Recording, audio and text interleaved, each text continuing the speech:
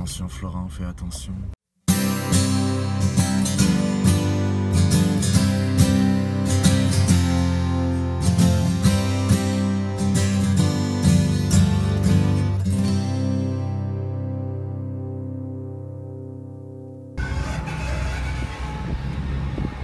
Ce qu'on va faire maintenant n'est pas très glamour.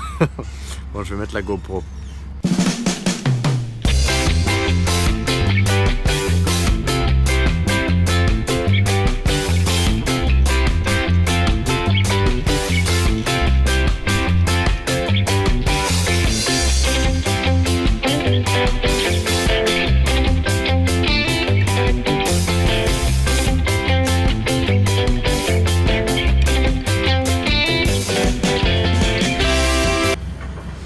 L'erreur que j'ai faite, le van était plus bas que le réservoir, donc ça descendait pas facilement. Donc derrière moi, je sais pas si vous pouvez voir, non, je pense pas que vous pouvez voir, je viens de me faire arrêter parce que j'ai brûlé un stop, je l'ai pas vu et je l'ai vu au dernier moment. Et c'est ce qui arrive et voilà. Donc que veux-tu?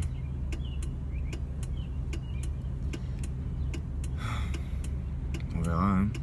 Juste, ça fait un peu chier. Mais bon, c'est la vie.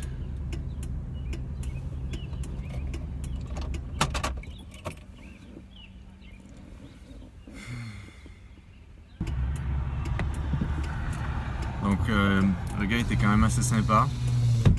Même si j'ai fait quelque chose qui peut être qui est criminel ici.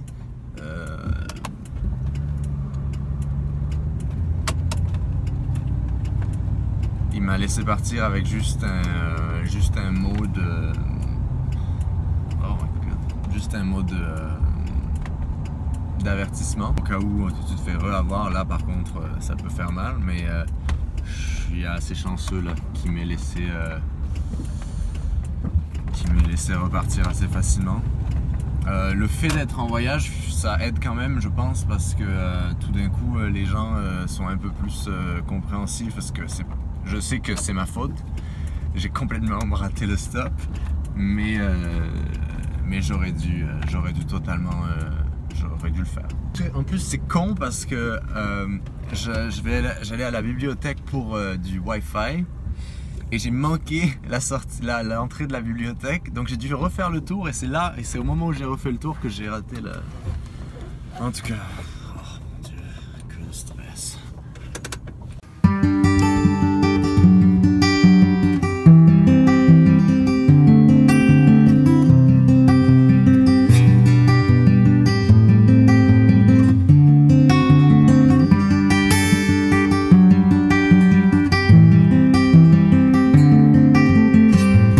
Amateurs de serpents.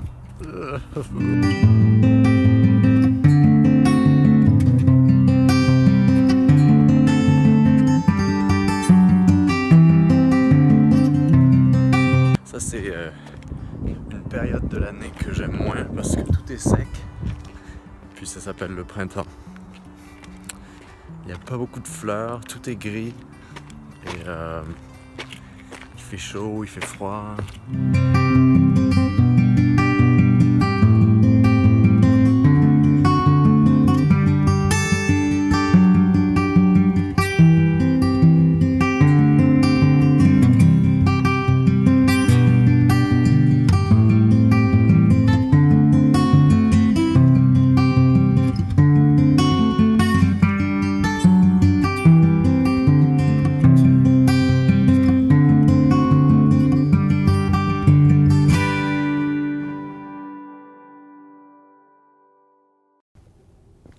Il n'y a pas pire que le fond d'une bouteille de kombucha.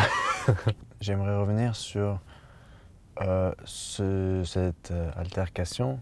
Elle me rappelle en fait à quel point je dois faire attention et toujours être alerte et prudent.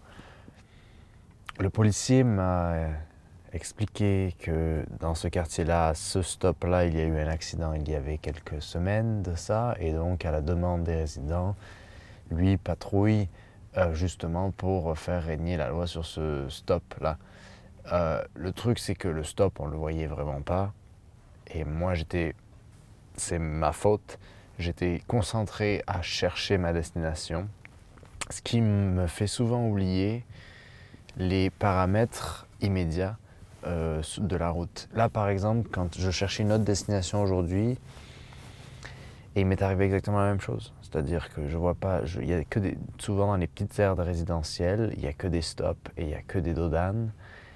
Et donc au dodane, je suis obligé de m'arrêter, mais parfois, j'en vois pas et au dernier moment, je le frappe. Et pareil pour les stops. Ici, par exemple, les stops, enfin, je sais pas ailleurs comment c'est, mais c'est quelque chose qui peut coûter très très cher, à la fois par rapport à l'amende qui peut être très élevée dans les 500 $ et dépendamment en fait de la façon bien sûr dont vous avez manqué le stop, et aussi en termes de points et de casier, c'est-à-dire que c'est inscrit vraiment au criminel sur votre permis de conduire, et ça après pour votre assurance, tout d'un coup l'assurance augmente.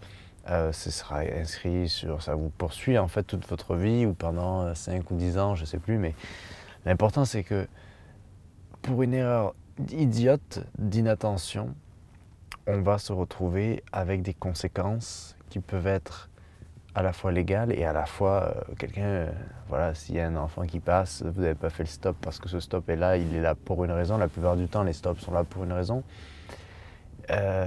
Voilà comment les conneries arrivent. Et c'est un peu la même chose qui se passe quand je conduis la nuit, et ça je le fais plus du tout, voire plus trop. Mais c'est vraiment la même chose que conduire la nuit, c'est-à-dire que on pousse jusqu'au bout où il va se passer quelque chose. Donc le van, en fait, ce que j'aime bien avec ce véhicule, c'est qu'il est gros et lourd. Donc je suis obligé d'anticiper tout. Quand je rentre dans une sorte de routine sur la route, j'oublie en fait toutes ces choses-là sur le van, qu'il me faut du temps pour freiner, qu'il faut que je fasse attention, que je ne veux pas l'abîmer non plus. C'est un investissement, c'est mon principal outil de travail et de logement et de déplacement. Donc toutes ces choses prises en compte doivent faire prendre conscience que ça ne vaut pas la peine d'être pressé ou d'aller plus vite que la musique.